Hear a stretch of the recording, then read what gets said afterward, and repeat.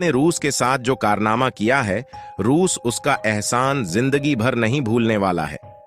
और लगभग 1 महीने पहले जो रूस खबरों से गायब सा हुआ रहता था, वही रूस फिर से चर्चा में बन चुका है।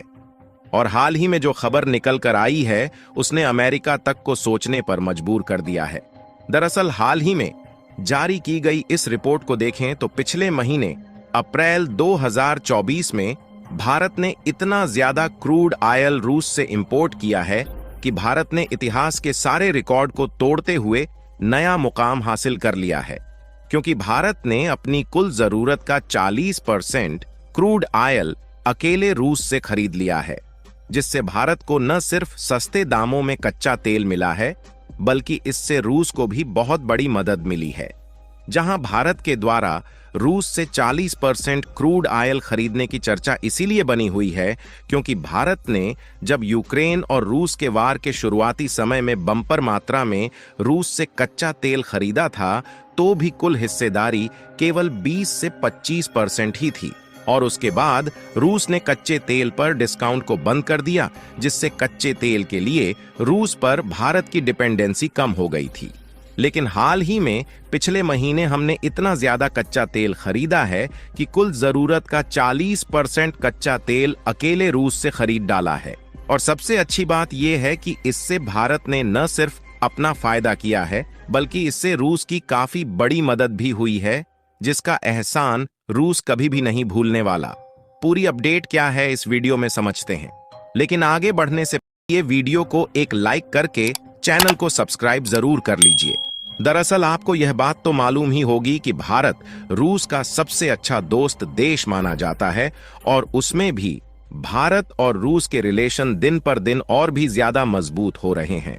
और दूसरी सबसे बड़ी बात यह है कि भारत और रूस के न सिर्फ डिप्लोमेटिक रिलेशंस मजबूत हो रहे हैं, बल्कि भारत और रूस का व्यापारिक संबंध भी बढ़ रहा है।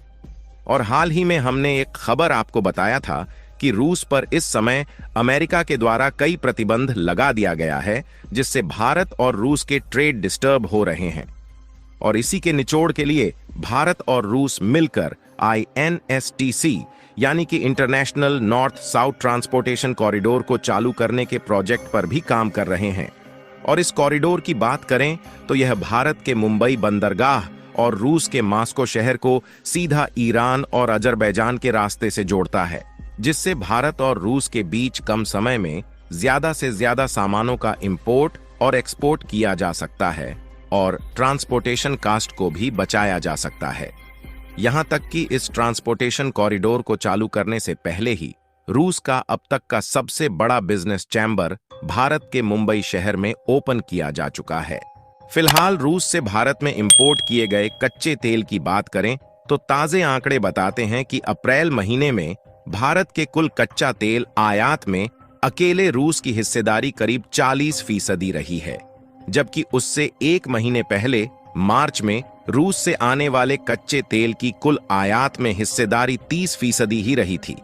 यानी कि भारत ने कच्चे तेल की खरीद में 1 महीने के भीतर 10% की बढ़ोतरी करके नया इतिहास रच दिया।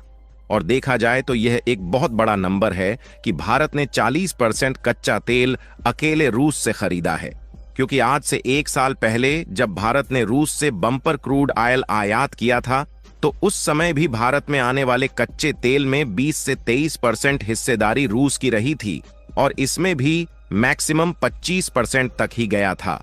लेकिन जब भारत को फिर से रूस की तरफ से डिस्काउंट मिला, तो भारत ने रूस से कच्चे तेल खरीदने के मामले में दोबारा से टहलका मचा दिया है। लेकिन आप सोच रहे होंगे कि इससे भारत का क्या फायदा हुआ और इससे रूस की मदद कैसे हुई। तो इसके लिए आपको बता दें कि भारत और रूस के बीच व्यापारिक संबंध मजबूत होने के साथ साथ भारत को इसी बहाने सस्ते दामों में कच्चा तेल भी मिल गया। और सबसे बड़ी बात यह है कि भारत में पिछले साल रूस से जिन सामानों को खरीदा है, उसके लिए हमने ज्यादा से ज्यादा रुपए में पेमेंट किया है, जिससे भारतीय रुपए को नई पहचान भी मिली है। और हमारे पास जो विदेशी मुद्रा भंडार था, वह कच्चे तेल को खरीदने में खर्च होने से बच गई, जिसका इस्तेमाल हमने दूसरे प्रोजेक्ट में किया। आपको बता दें कि पिछले साल 2023 में हमने रूस से $55 बिलियन के सामानों को खरीदा है, जिसमें सिर्फ 3.5 बिलियन डॉलर का कोयला, लगभग 2 बिलियन डॉलर का फर्टिलाइजर और लगभग 1 बिलियन डॉलर का वेजिटेबल ऑयल परचेज किया है, और यह सब कुछ छोड़ दिया जाए तो बाकी हमने लगभग 49 बिलियन डॉलर के अकेले कच्चे तेल को ही खरीदा है। और सबसे बड़ी बात यह है कि इन क्रूड ऑयल को परचेज करने के लिए लगभग 80% कीमत रुपए में ही चुकाई गई है। वैसे तो बीच में रूस भी भारतीय रुपए लेने से आनाकानी कर रहा था और रूस का कहना था कि भारत कच्चा तेल खरीदने के बदले में उसे चाइनीज करेंसी या फिर यूएस डॉलर में पेमेंट करे। लेकिन भारत को यह बात मालूम थी कि अगर भारत उसके पास चाइनीज करेंसी पहुंचा दे तो घूम फिरकर वह चीन के पास ही आएगी और चीन इसका इस्तेमाल भारत के खिलाफ भी कर सकता है। इसलिए भारत ने रूस को कहा कि हम कच्चे तेल खरीदने के लिए भारतीय रुपए में ही पेमेंट करेंगे, जिससे रूस को भारतीय रुपया एक्सेप्ट करना पड़ा। यानी कि इस समय रूस के पास भारी मात्रा में इंडियन करेंसी पहुंच चुकी है, क्योंकि हमने रूस से तो लगभग 55 बिलियन डॉलर का इंपोर्ट किया है, लेकिन रूस ने भारत से केवल 3 बिलियन डॉलर के ही सामानों को खरीदा है, जिससे रूस के पास इस समय लगभग 50 या 52 बिलियन डॉलर के आसपास इंडियन करेंसी इकट्ठा हो चुकी है। लेकिन रूस के पास लगभग 50 बिलियन डॉलर के करीब इंडियन करेंसी इकट्ठा हो चुकी है, तो रूस इसे इन्वेस्ट करने का विचार बना रहा है। और सबसे अच्छी बात यह है कि रूस के पास इन इंडियन करेंसी को भारत में इन्वेस्ट करने के अलावा कोई भी दूसरा ऑप्शन मौजूद नहीं है, और इसीलिए भारत ने कहा कि आप इस पैसे को हमारे यहाँ शेयर मार्केट या फिर इंफ्रास्ट्रक्चर डेवलपमेंट में लगाइए, या फिर आप चाहे तो हमारे यहाँ से कोई भी सामान खरीद सकते हैं। और कमाल की बात यह है कि रूस ने इन प्रक्रियाओं को शुरू भी कर दिया है। दरअसल अगर आप इस खबर को देखें तो रूस के पास जो बिलियंस ऑफ भारतीय रुपया है, उसे रूस ने भारत में इंफ्रास्ट्रक्चर डेवलपमेंट और स्टॉक मार्केट में इन्वेस्ट करना शुरू कर दिया है। और यदि इंफ्रास्ट्रक्चर डेवलपमेंट की बात की जाए तो इसमें 30,000 किलोमीटर की रेलवे लाइन, 2,000 रेल प्रोजेक्ट और साथ ही 1500 ओवरब्रिज रोड और अंडरपास शामिल है, जहां पर रूस भारतीय रुपया इन्वेस्ट करके भारत के इंफ्रास्ट्रक्चर को बढ़ाने के प्रोजेक्ट पर काम कर रहा है। इससे न केवल रूस भारतीय रुपए को सही जगह पर इस्तेमाल कर पाएगा, बल्कि इससे भारत की इकोनॉमी ग्रोथ भी बढ़ने वाली है। फिलहाल भारत के द्वारा भारी मात्रा में कच्चा तेल खरीदने से रूस की इससे जो मदद हुई है, उसे देखकर आप हैरान ही रह जाओगे, क्योंकि यह किसी चमत्कार से कम नहीं है।